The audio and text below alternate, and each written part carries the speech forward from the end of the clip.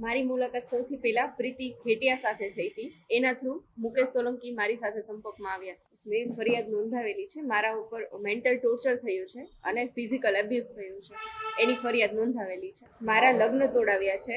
જ્યારે 23 તારીખે જાન આવી ગઈ હતી તે દિવસે સૌથી પહેલા પ્રીતિ ઘેટિયા અને મુકેશ સોલંકી પાર્ટી પ્લોટે પહોંચ્યા અને ધાકધમકી આપી અને પેલા મને મળવા આવ્યા. મને મળીને બહાર નીકળ્યા. પછી એને વરરાજાની ગાડીની અંદર જઈ વરરાજાને ધાકધમકી આપી અને એવી ધાકધમકી આપી કે તું આને મૂકી દે, નહીતર હું તારું ખૂન કરી નાખીશ, કાં તો તારી થનારી પત્નીનું ખૂન કરી નાખીશ.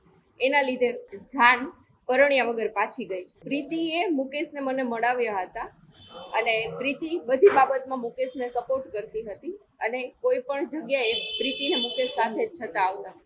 પરણિત છે એ મને ખ્યાલ 2-3 મહિના પછી ખબર પડી અને ત્યાર પછી એવી વાત થઈ હતી કે આપણે રિલેશનશિપમાં છીએ અને હું આગળ જતા તને મારા ફોટોઝ ને વિડીયોઝ વાયરલ કરી દેશે અને હું સમાજમાં કોઈ મને પરણશે નહીં એવી મને ધમકી આપતી. હા, મને અમારા બે વચ્ચે ઝઘડા થતા અને એ મને મારતો, ચાર્જિંગના વાયરથી, હાથમાં પહેરવાના કડાથી, બેલ્ટથી, એવી અલગ અલગ વસ્તુઓથી મને મારવામાં આવતો.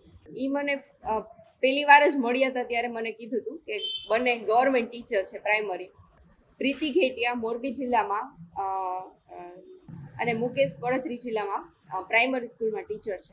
સરકાર પાસે મારી એવી માંગ છે કે આવા શિક્ષકોને શિક્ષણ તંત્રમાંથી દૂર રાખો અને કોઈ પણ જે દીકરીઓ મારી જેમ હેરાન થઈ હોય તો એ આગળ આવે અને ફરિયાદ નોંધાવે અને મુકેશ સોલંકી અને પ્રીતિ ઘેટિયાના વિરુદ્ધમાં સખ્તથી સખ્ત પગલાં લેવામાં આવે. બીજી દીકરીઓને હું એવી અપીલ કરીશ કે તમે આવા કોઈ ઝંઝાળમાં ફસાશો નહીં અને તમે તમારા પરિવારને અને પોલીસ સ્ટેશને ફરિયાદ કરો. તમારો સાથ આપશે તમારો પરિવાર અને પોલીસ પણ તમારી મદદ કરશે.